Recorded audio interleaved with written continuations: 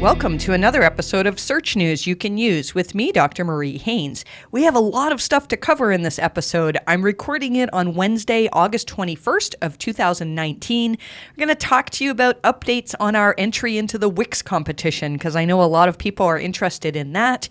We'll go into a little bit of detail on this idea of having to match scientific consensus if you have a medical site. I'm going to go into greater details later on, but we'll talk a little bit about that in podcast. We'll talk about when to nofollow a link. There's some interesting research on whether winning an FAQ snippet actually increases your traffic or decreases it. And we'll talk about some tips for improving your about page as well. So lots of good things to get through in this episode. Before we get started, I'll just briefly mention that if you are thinking of becoming a newsletter subscriber, this is the time to do it. We're going to be doing some draws from our free subscribers and also our paid subscribers, and you can win some prizes. Paid subscribers, we're actually going to give away a full lifetime subscription to the newsletter. And if you are a free subscriber, you can win a year's subscription. So mariehaynes.com/newsletter. Everything that you hear in podcast today is in newsletter, although I often expand on things a little bit differently in podcast. And newsletter usually contains many more things than I have time to talk about in podcast. So especially the paid version, there's loads of tips to just help you improve your SEO in ways that are in line with Google's guidelines. And so if you've been thinking of subscribing, thank you for listening to that little promotional talk. We really would appreciate you as a subscriber. So we'll talk about algorithm updates. As I've been saying for the last few weeks, we're no longer going to pick apart every little glitch and tweak to Google's algorithms. We do think that there were two significant dates in the last couple of weeks that we should be paying attention to. One is August 12th and also August 18th. I'm suspicious that August 18th was actually a bigger update than we initially wrote about. It seems like Google is tweaking something. We have a lot of clients that saw ups, a few clients that saw decreases with both of these dates. So if August 18th turns out to be something more major, we'll do further investigation into that and see if we can figure out what's happening. So right now, all that we need to know about this date is that something changed. My opinion is that almost every algorithm update we have these days is Google just tweaking how they assess EAT and how they value the different aspects of it, whether it's expertise, authoritativeness, and trust. So I don't have anything new to report on what Google is changing or what we think they're changing at this point, but just know that there are continually changes that are happening all the time. I wanted to talk about this really interesting tweet from a Twitter account called Rosie Memos. I'm not sure who this is, but they were tweeting some stuff from Project Veritas. And Project Veritas was talking about this Google document dump. And it's just a bunch of things a bunch of files that people have talking about how things are working inside of Google. I'm sure I probably haven't explained Project Veritas properly. I think there's a lot more to it than I'm aware of. But I wanted to talk to you about this really interesting part of the documents. It was basically a bio for Paul Haar. Paul Haar is a Google engineer. He's the head of, I don't know if he's the head of core ranking, but he's very, very involved in the core ranking algorithms. And so anytime I hear something about Paul Haar, I want to pay attention because whatever he's working on is probably something that is significant. And if we can sort of, get a little bit of a leg ahead, that always can help us in figuring out how to help websites improve quality. So the thing that was really interesting from this is that for every Google employee that they listed a bio, they also listed what their core mission is. And they said that Paul Haar's mission is called, the title of his mission is Less Fringy Search. I thought it was funny when Barry Schwartz reported on this in Search Engine Roundtable, he called it Less Fridgy Search. Pretty easy to see where that confusion came from.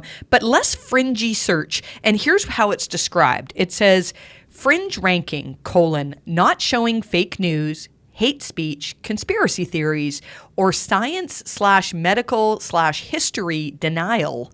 unless we're sure that's what the user wants. That's really interesting, right? And I think this is connected to what we're seeing happen in medical searches. We're seeing that, especially June 3rd, Google has gone after, I don't know if you want to call them fringy, but or even medical denial sites. But they're sites that potentially contradict scientific consensus. And that's really, really important. And so I'm going to talk about this. If you're a paid member of Newsletter this week has our early thoughts. It's really mostly my early thoughts on what Google is doing here to try to contradict or trying to make it so that sites that contradict scientific consensus have a harder time ranking, unless it's super clear. So if I was purposely trying to find out, what types of carrots I can take to cure cancer, it's going to be troublesome for me to find that information on Google. But if Google if my searches make it really clear that I'm doing research in this area, perhaps I'm more likely to see that type of thing. But for the most part, what we're finding is that it seems that Google wants to be super, super careful in ranking any site that could potentially contradict scientific consensus.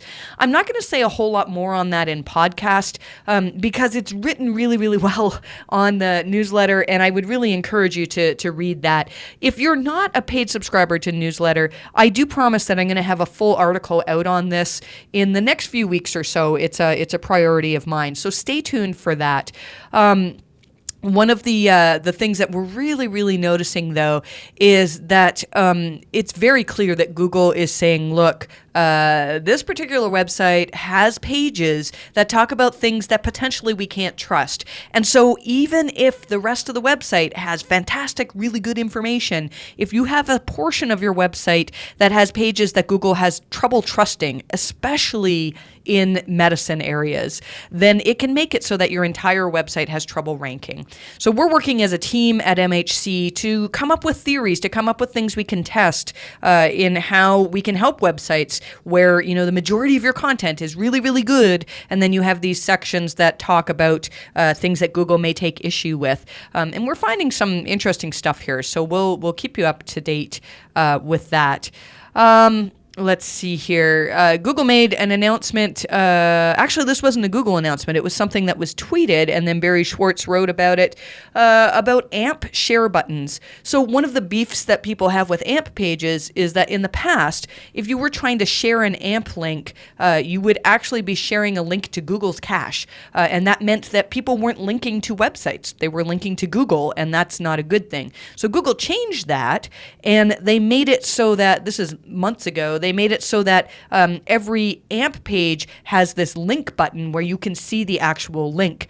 Now, that's nice, but what we've actually noticed just recently, I think it was Andy Sternberg who pointed this out on Twitter, is that that link button has now been changed to a share button, kind of like what you'd see on YouTube. If you wanted to share a YouTube video, you get a share button.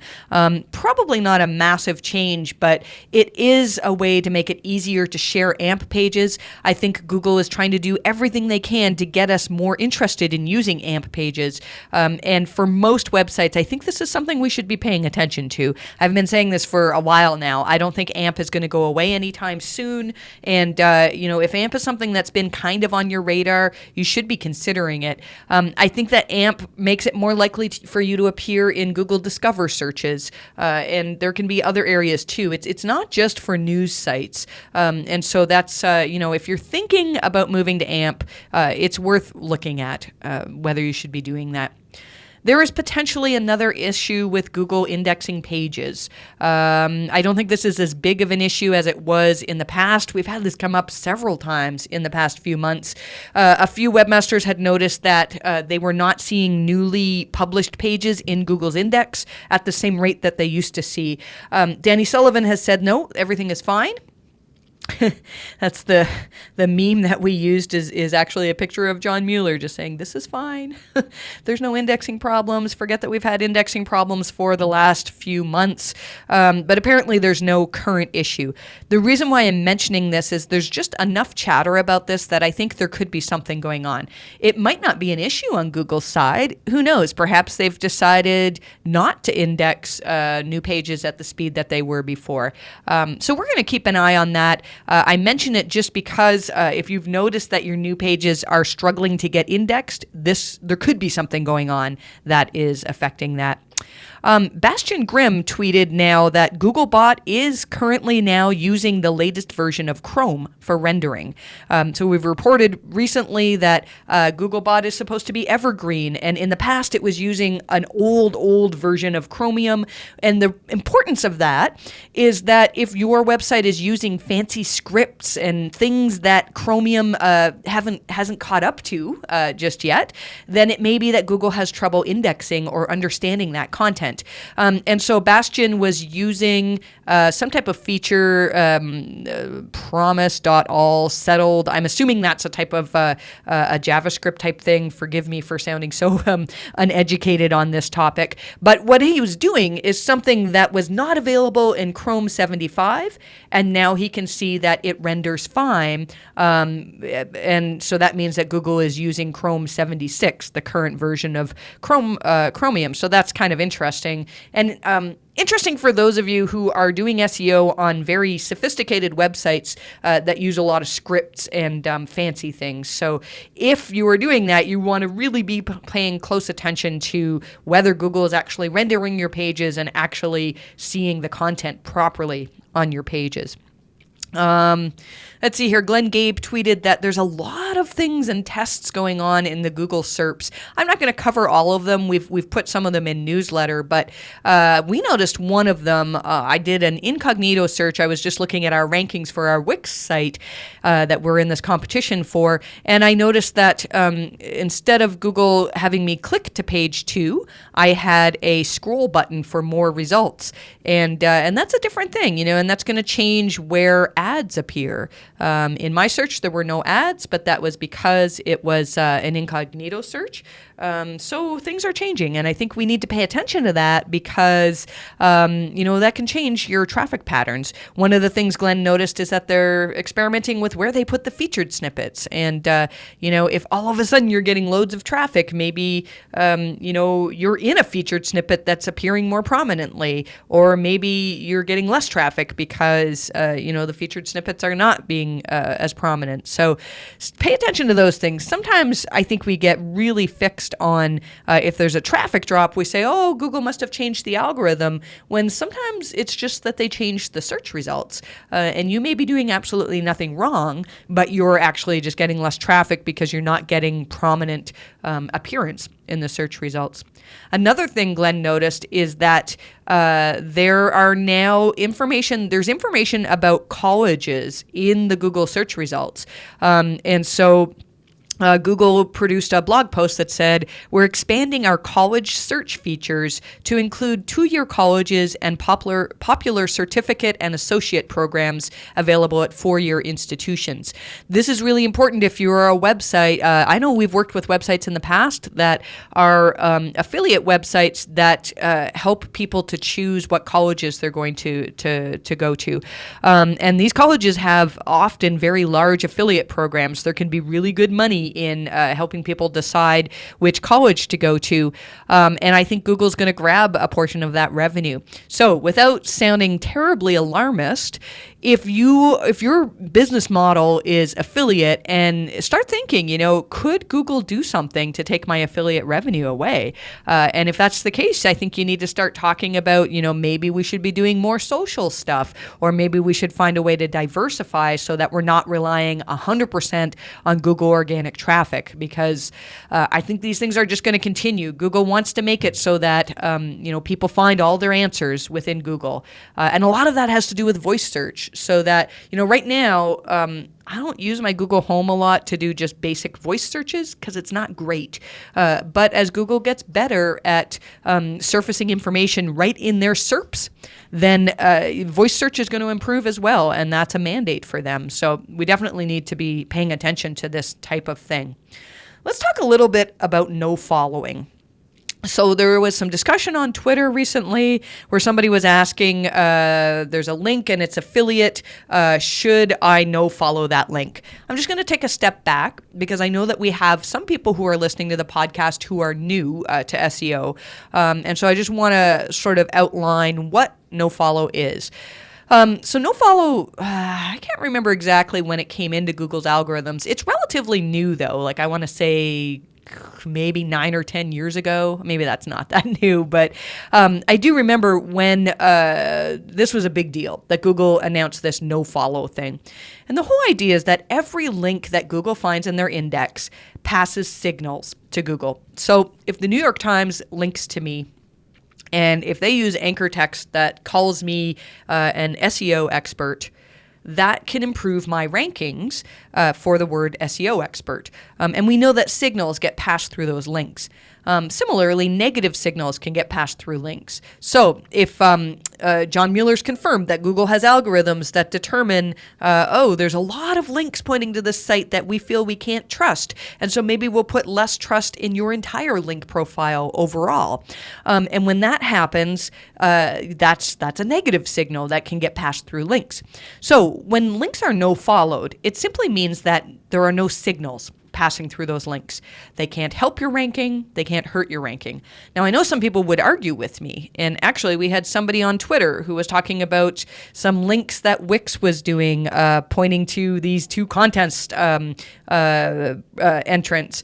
And they felt it was unfair because the link that was pointing to our website had text near the link that contained the words we wanted to rank for. The thing is, the link is no followed. So as far as I understand it, that means that there's no signals that are being passed through that link. Whether you believe that text surrounding the anchor text is a ranking factor, I think it can be. It shouldn't matter when a link is no followed. So with that in mind, when should you no follow links? Personally, I think there are only 4 reasons to no follow a link. So Google has guidelines on this, and their guidelines actually give us 3 reasons. One is if you don't trust the content on the site you're linking to. That's really interesting, right?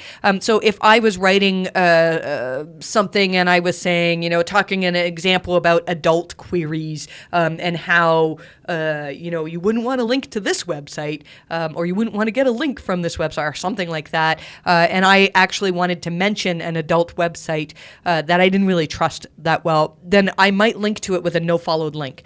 I find this really interesting because that brings up the discussion as to whether our outbound links speak to quality.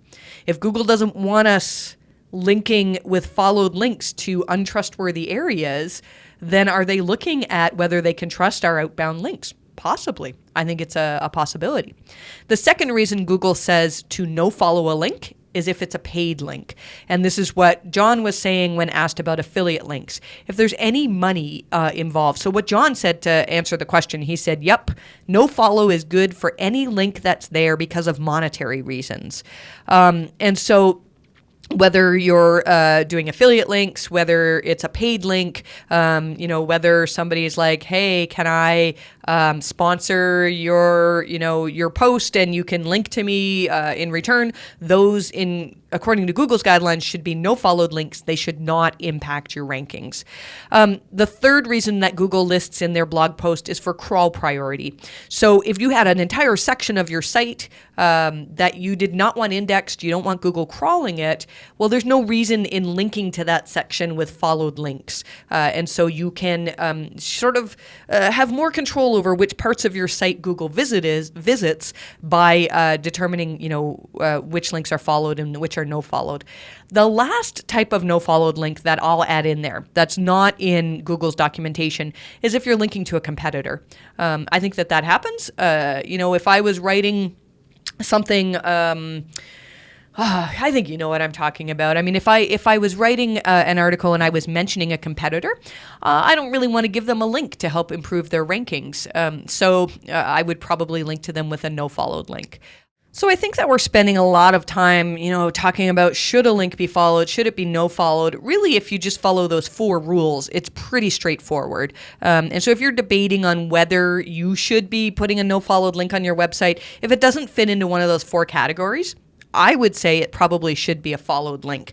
That said, if you disagree with me, maybe tweet at me, Marie_Haynes, or you can, that would be a good thing because I'm open to discussion on this. So I think there's just a lot of confusion about no following, and it's okay to have followed links. It's okay in a lot of situations. So we'll move on from that topic.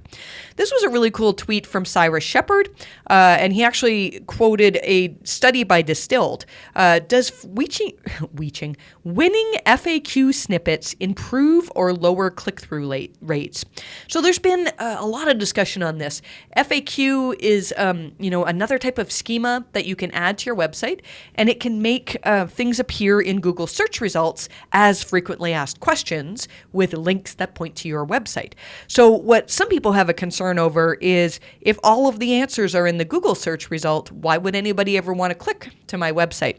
I think this is very situational, and this is one of those things where we can definitely say it depends. If you win the featured snippet for FAQs, you might end up answering everybody's questions and see fewer clicks. In this study that Distilled did, they actually showed that for commercial pages, when they won the FAQ snippets, they had increases in traffic anywhere from 3 to 8%. Not a crazy number, but still, I think that's significant, especially when they're links to commercial pages. This is something where if you're thinking of implementing FAQ schema, start testing. Test things, add it on just a few pages and see, does the click-through rate, you can see that in Search Console. Does the click-through rate improve on those pages? Are there certain pages that maybe it improves, and what can we see? Maybe we can write them in different ways that encourage people to actually click through to the website. Quite an interesting study. I think that in most cases it makes sense to try to win featured snippets because let's say you win it and traffic goes down. It's not like if you didn't win it, you'd still retain that organic ranking. Like somebody's going to come in and win it. And so they're going to take the traffic anyways. So I think we all should be paying attention to this. There was an interesting, and to me, it seemed kind of random tweet from the Google Webmasters account. And they said, I'm going to read this whole tweet thing. It's about subdomains on your own site. So here's what Google said. We've been asked if third parties can host content in subdomains or subfolders of another's domain. It's not against our guidelines, but as the practice has grown, our systems are being improved to better know when such content is independent of the main site and treat it accordingly. They go on to tweet again, overall, we'd recommend against letting others use subdomains or subfolders with content presented as if it was part of the main site, without close supervision or the involvement of the primary site. Our guidance is if you want the best success with search, provide value-added content from your own efforts that reflect your own brand. So I feel like I'm a bit out of the loop in this story, but from what I understand, this is sort of a thing where, like, let's say I had a super highly authoritative website, I could rent out a subdomain. And, you could rent out example.mariehaynes.com, and the authority that's on our website could potentially trickle into your website. And I could see, for mariehaynes.com, we have some authority, but it's not a massive brand at this point. And so other websites, though, I could see that being a big deal. Many years ago, I think we were talking about disavowing or something, John Mueller pointed out how sites that do this, like WordPress, so for example, WordPress, it gets a bit confusing because WordPress, you can have your own standalone WordPress site, or you can host a site on WordPress.org, I think it is. And so if I host, mariehaynes.wordpress.org, I could create a whole website on that. And in the past, I could actually benefit from the massive brand authority that WordPress.org has. WordPress.org has tons of links pointing to it. And so just having that subdomain on that website would give me an instant boost in terms of ranking ability. And what John Mueller mentioned many years ago was that Google's getting better at determining that subdomains on WordPress are really not, the authority from WordPress should not transfer over to those subdomains. Where it becomes tricky is like if we had a shop and we had shop.mariehaynes.com. Well, that's very clearly a part of our website, and all of the authority from mariehaynes.com should transfer to, should be attributable to that subdomain. So I actually have not seen this in practice a lot. I know some of you have pointed it out to me. So it sounds just not really black hat. Like Google said, it's not against their guidelines. But if you are ranking sites based on this thing, on having subdomains on an authoritative domain, you might find that that doesn't work as much anymore. Another thing about disavowing, somebody asked John Mueller whether you should disavow foreign language links. And I think most of you know the answer to this. He said, just because a website is not in English doesn't mean that it's spam or that links from it are bad. And so it's rare that we would disavow links just because they're foreign language. The exception is if we saw, let's say we saw a site that was getting all sorts of spammy links, and they were, Russian spammy links with Russian characters, then we might just say, look, this site doesn't tend to get links from Russian websites, and so we're just going to go ahead and disavow all of the Russian ones because it saves us time rather than sorting through and figuring out, oh, this one's spam, oh, this one could be a legitimate mention. We might just go ahead and say, look, if we recognize it's got Russian characters, then we'll just disavow that. But I wouldn't do that. I wouldn't say now everybody's got to disavow links from Russian websites, right? The whole point of disavowing is to find links that break Google's guidelines, that are there with the intention of improving your rankings. And when you disavow links like that, if you have a history of trying to manipulate Google, that can be very, very helpful in our experience. I keep saying this. I want to write an article on our experiences with disavowing lately, but it's unfortunately there's just too many other articles that I need to write before that, but we will get there at some point, and I'll have more information for you on that topic. This was interesting stuff that came from a Google Help Hangout recently on medical authorship. So somebody asked John Mueller in a Help Hangout, what's the best way to tell Google that my content has been reviewed by doctors, and should I be doing this at all? And so let's take a step back again. If you have a medical website, we've talked in the past about how important it is for EAT to have content that's either written by a physician or somebody with really good real-life experience in this topic, or to have it medically fact-checked by somebody who's got those skills. And so I'm just going to read for you what John said. It's a little bit of a long quote, but I think rather than me trying to paraphrase it, it would be more accurate for me to read it. He says, I think that's something that you probably have answered already, in that if you're providing information on your web page and it's kind of checked or created by someone who has a lot of knowledge on that topic, then that's something I would definitely highlight. So there are lots of ways that you can highlight that on your web pages. You can link to those profiles. You can put text on the pages. Anything to really show users when they come to your pages that there's actually something valuable here, that they could trust this information. That this is something reliable that they can forward on to their friends without having to worry that maybe it's not correct or so. And he finishes with, in that regard, anything that you can do to make it more clear, that probably makes sense for users. That's something you can also check with normal A/B testing. And that probably also makes sense for search engines in that regard as well. So we've said in the past that if something's in Google's quality raters guidelines, we really believe that either Google is already measuring that or they want to measure it. And the quality raters guidelines talk all over the place about being able to recognize whether a medical article is written by somebody with medical expertise. So we really like this confirmation from John that it's good not just for search engines but also for users to provide as much information as you can to say, hey, this post that you just read, you're trying to make this really hard decision on whether or not to go on this medication or something like this. You can trust this information because the person who wrote this post has this experience. They've been recognized as an expert from these other experts. Anything you can do to promote the EAT is good for search engines, or good for Google, I should say, and also good for users, which means it can be good to drive more business and more trust in your business as well. Again, moving on, we have so many really good tips here, and I've cut a lot out of podcasts. So again, I'd really encourage you to read newsletter.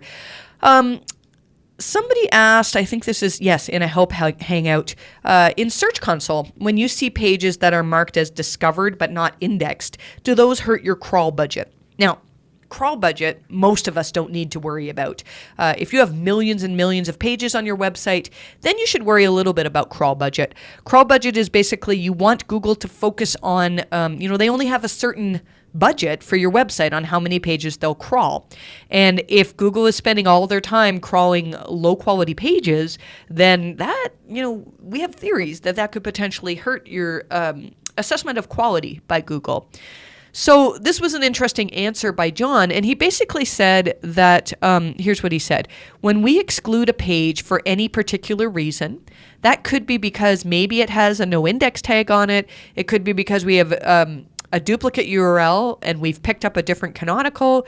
Then what usually happens there is we crawl these pages a lot less frequently. So what John's saying is, if there are a bunch of pages on your site that Google has identified as discovered but not indexed, even if they're not indexed because they're low quality, Google will crawl those initially, and then they'll actually put them in the list of like, oh, these are lower quality pages, and they crawl them less. So if Google has a certain crawl budget, so let's say I'm totally making these numbers up, but let's say today they want to crawl 1,000 pages of your site, and you've got 400 pages that are low quality and 600 that are high quality. Well, they're going to focus the first, 600 on those high quality pages, and whatever's left, they'll put into the low quality pages, something like that. And so the idea is we don't really have to worry in terms of crawl budget for these. That said, if you're seeing a ton of pages that are in discovered but not indexed, and they're not indexed, that you want them to be indexed. So it's not that you have a no index tag on them. It's not that like they're duplicates of some other page.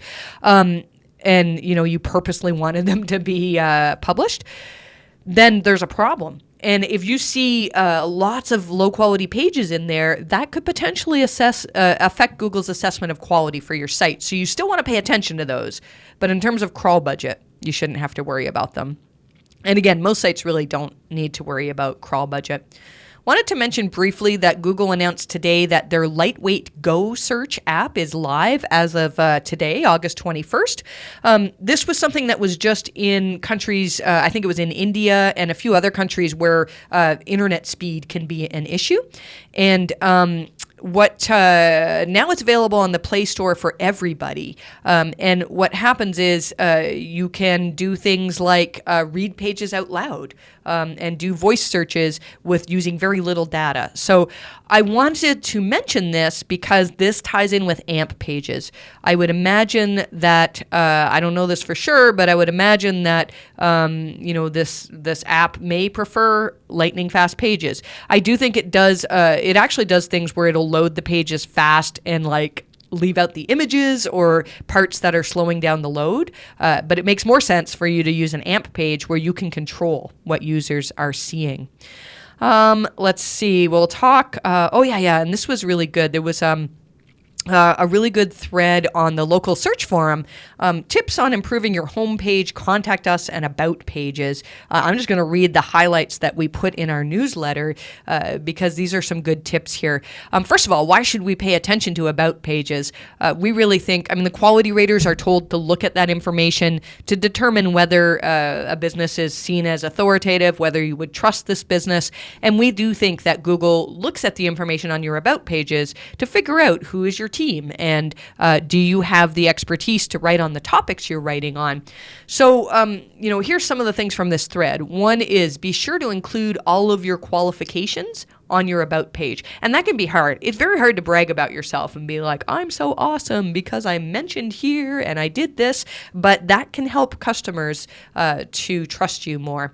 Make sure you have the right information on your contact pages. The Quality Raters Guidelines actually talk about the importance of being able to find contact information. I would also encourage you to make sure that the links to your contact pages are followed, because if Google's algorithms are trying to determine that you have good contact information, you want them to follow those links. And there's a few other things in this list. If you want to go to newsletter, you can jump in and get the rest of that. I want to finish off here with one question for Q&A. I wanted to apologize. I've been saying for the last few weeks, if you wanted to ask me a question, you can find a form in newsletter, and somehow we dropped that form. So it's back now. I'm recording... this is episode 97. And so if you want to find episode 97, search news you can use, you'll find a form there, or a link to a form at least, where you can ask a question for Q&A, and then hopefully I can answer your question on podcast. So I'm going to take a question that came to me on Twitter. Michelle Kubot asked me this question. Does it help to have a references section at the bottom of an article if you already used external links throughout? And does it matter if you only link versus putting the source name in the article? So I'll tell you, I don't know the exact answer to this.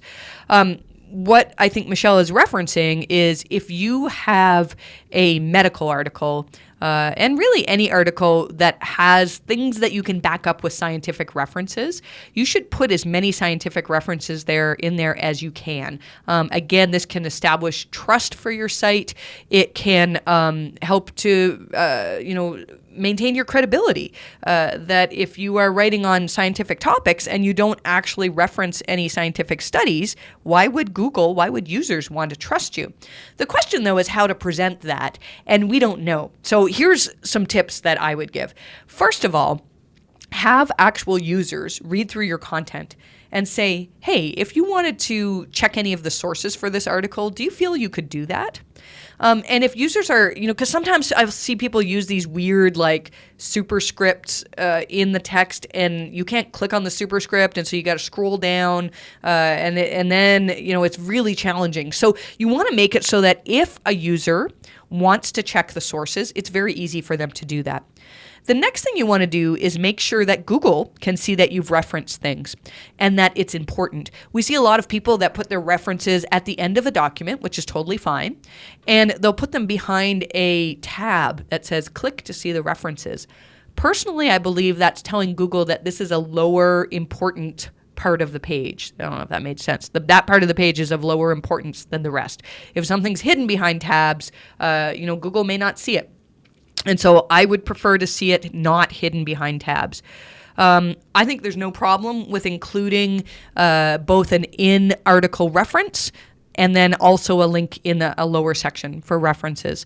And mainly because we don't know. We don't know if Google has an algorithm that looks for a section on references or if they're following links. And the final thing I want to mention on this is we've seen some sites that are using some kind of fancy JavaScript for pop-ups, which is not necessarily a bad thing. But you want to be sure that Google is reading this text in the JavaScript. So let's say you have kind of a tooltip that pops up, and in the pop-up it says, we've seen some sites say this information has been fact-checked, here's our references, blah, blah, blah.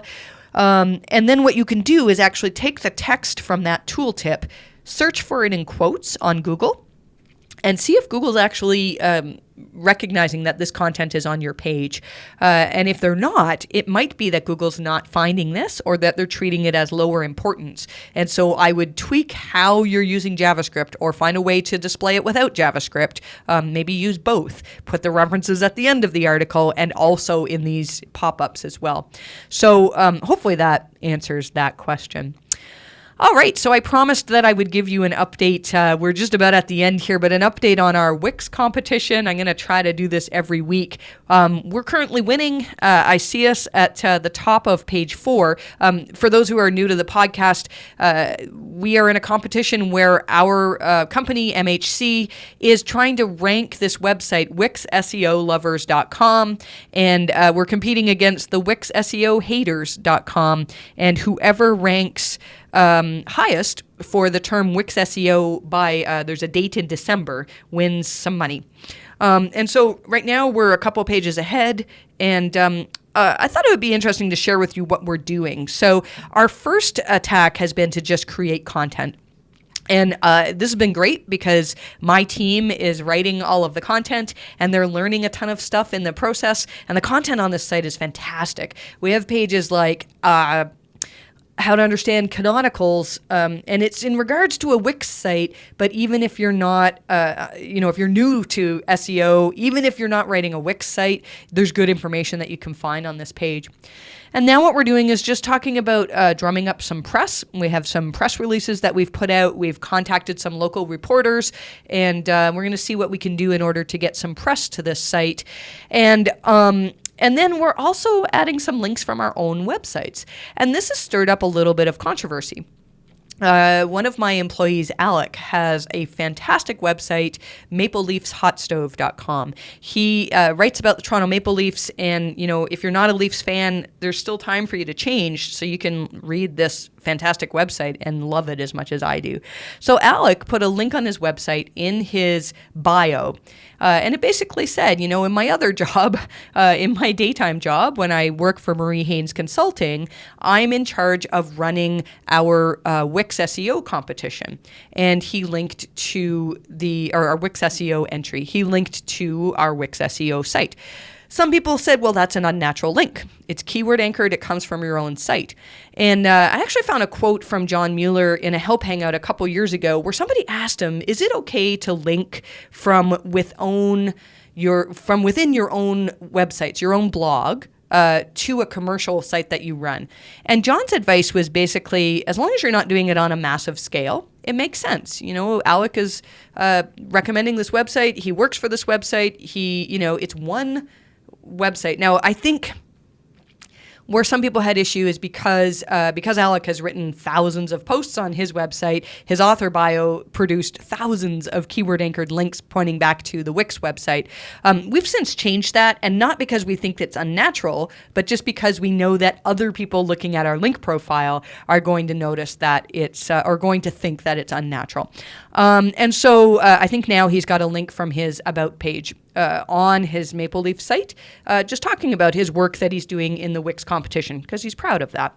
So, we're starting with that, and I realize in me telling you this, Liquid Interactive, you can listen to my podcast and get some tips on how to improve your rankings. So we'll see. This is a good competition. I'm up for. We've been sort of jiving at each other on Twitter a little bit too. So I think we started a Twitter handle for Wix SEO lovers, and if you want to follow that, then that would be cool. I should say another page on the Wix SEO lovers site that we created was a whole bunch of Googler GIFs. And if you are trying to find a GIF to a Googler, then it's on that page. And if you're trying to find an excuse to link to us, then feel free to link to that page. It's a really good resource. So I'll leave it at that. Once again, I'm just reminding you that we have this contest if you're thinking of signing up as a paid newsletter subscriber. If you're interested in a site review, our current wait list is around 6 to 8 weeks. We do have urgency options available, though, if you wanted to pay more to have my team work on it in overtime, basically. And we do have availability right now for link audits. So if you're interested in that, you can reach out at help@mariehaynes.com, and my team will get you set up. So thanks again for listening. I really enjoy just blabbing on about SEO, and it fascinates me that people like you like to listen to me. So I really appreciate it. And I hope you have a fantastic week and wish you the best of luck with your rankings.